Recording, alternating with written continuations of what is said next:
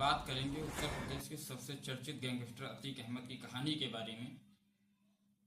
एक ऐसा सफर जो अपराध से राजनीति और फिर मौत तक जा पहुंचा। कुछ दिनों पहले समाजवादी पार्टी की पूर्व विधायक पूजा पाल का बड़ा बयान सामने आया। उन्होंने कहा कि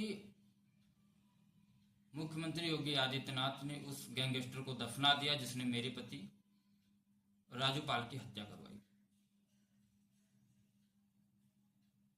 इस बयान से तो ये साबित होता है कि अतीक अहमद का नाम केवल अपराध नहीं बल्कि राजनीति की कई सारी बड़ी लड़ाइयों में भी शामिल था।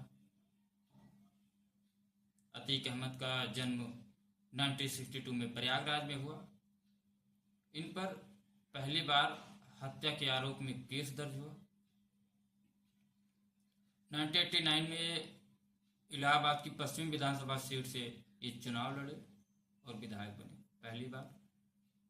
वहीं से इनका राजनीतिक सफर शुरुआत होती है और फिर ये बाद में लगातार 5 बार विधायक और 1 बार सांसद बने।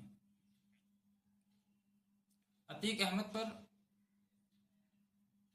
रंगदारी, अवैध कब्जा, गैंगस्टर एक्ट जैसे कई संगीन मुकदमे भी दर्ज थे।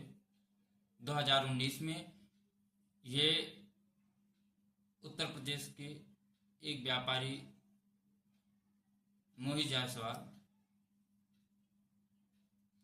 का अपहरण करवाया और जेल के अंदर से ही पिटवाया। इस केस में इन्हें उम्र कैद हुई। हालांकि बाद में इन्हें जमानत मिल गई और ये बरी हो गए।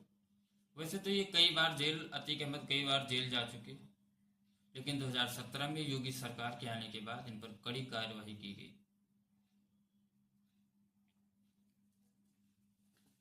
और अतीक अहमद ने हत्या ने कानून, राजनीतिक गुंजाइश और अपराधीकरण की राजनीति में कई सवाल उठाए। पूजा पाल के बयान से ये साबित होता है कि समाज में अभी न्याय की भावना जिंदा है, जीवित है और सरकार की कार्रवाई को पार्टी समर्थन भी प्राप्त हो गया।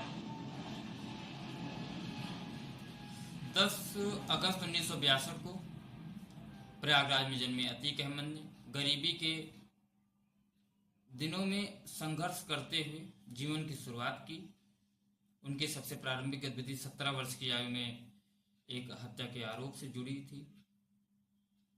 1989 में इन्होंने पश्चिम विधानसभा सीट से चुनाव जीतकर प्रवेश किया राजनीति में और इसके बाद 5 बार एमएलए और 1 बार एमपी बने। लेकिन उन पर सैकड़ों अदालती मामले दर्ज थे। 15 अप्रैल 2023 को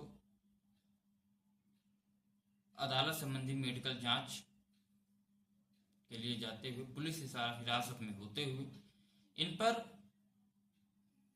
3 अपराधियों द्वारा जो हथियारों से लैस थे गोली मारकर हत्या कर दी गई और ये गतिविधि लाइव कैमरे में कैद हुई। इस हत्या के बाद उच्च स्तरीय विभाग द्वारा मानवाधिकार एनएचआरसी द्वारा जांच के लिए पुलिस के ऊपर नोटिस भी भेजी गई।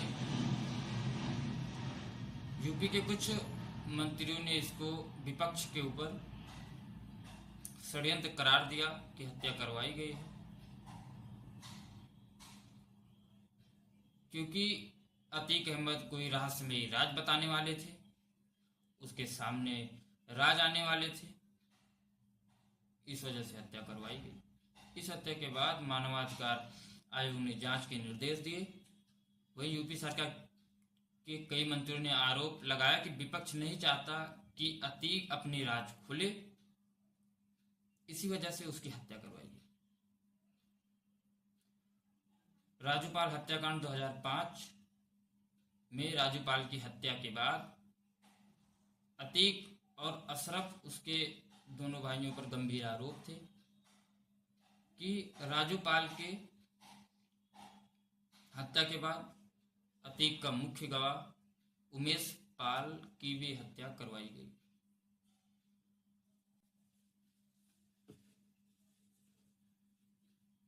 इस रिपोर्ट में हमने अतीक अहमद से जुड़ी सारी जानकारियों को आपके साथ साझा किया। जुड़े रहें और सच जानने में आगे बढ़ते रहें। आप अपनी राय कमेंट बॉक्स में दे सकते हैं कि यूपी सरकार की कार्यवाही सही दिशा में है। Thank you. जय हिंद।